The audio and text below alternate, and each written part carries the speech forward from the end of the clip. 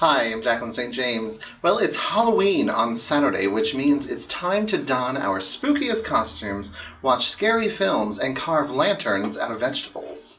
When it comes to carving your pumpkin, you don't want to get it wrong and waste your efforts and money. And it's easy to do just that, so I've put together an easy guide to help you out on the next episode of Elegance and Sophistication Halloween Edition.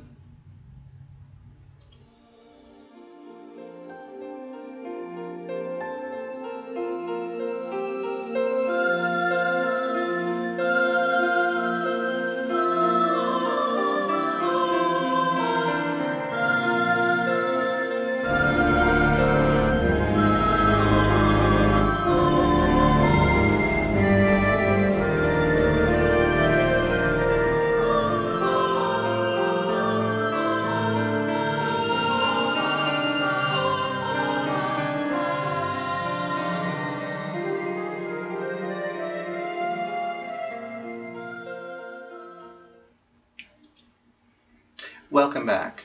First, you want to choose the right pumpkin. There's nothing worse than a wobbly pumpkin, so it's best to choose one that has a flat bottom so it won't roll around. Try to pick one that looks fresh and has a long, sturdy stem, like this one. I don't know if you can see this, it's huge. Yes, like this one. Yes, this is the large stem, so it's easy to take the lid on and off once you've carved it. And you better get down to the shop quickly before all the good ones are taken. Here's the top tip.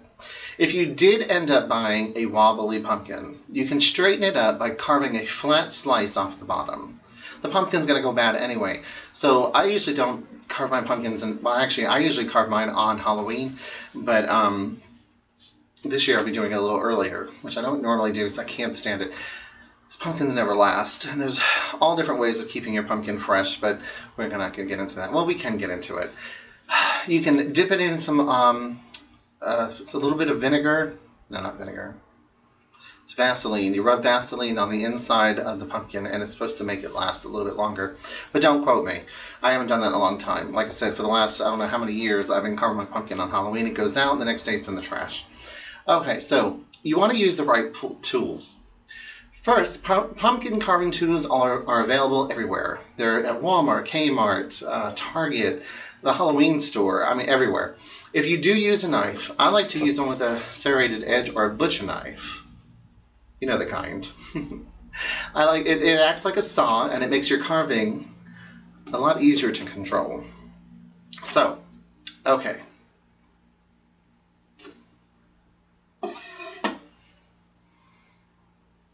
Okay, when you're cutting your lid, you want to cut it on an angle, kind of like this when you're carving. If you cut straight down, the lid is going to fall into the lantern, onto the candle, and it's not even going to be glowing for Halloween.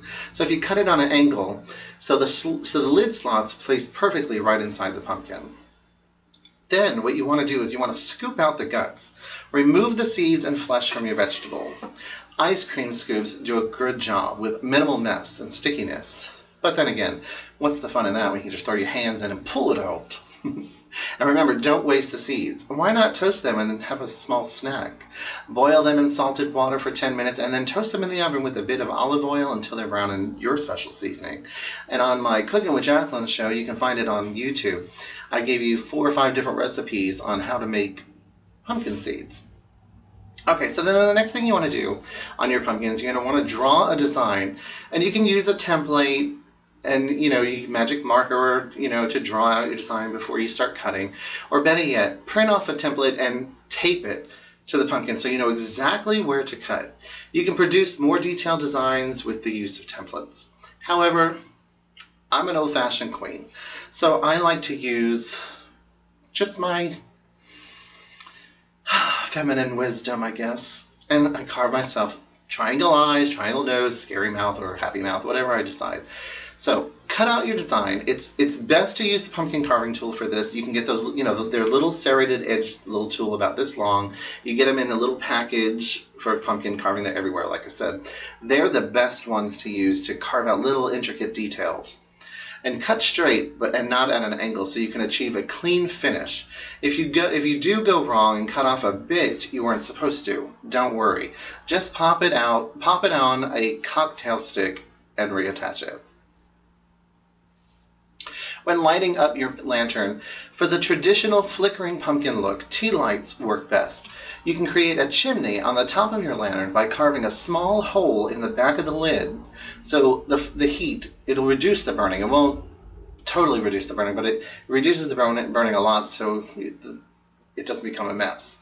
And make sure that nothing is dangling above your tea light to cause a fire hazard. So I do hope that this helps you carve the best pumpkin for you to scare off those pesky evil spirits. Thank you for watching, and happy Halloween.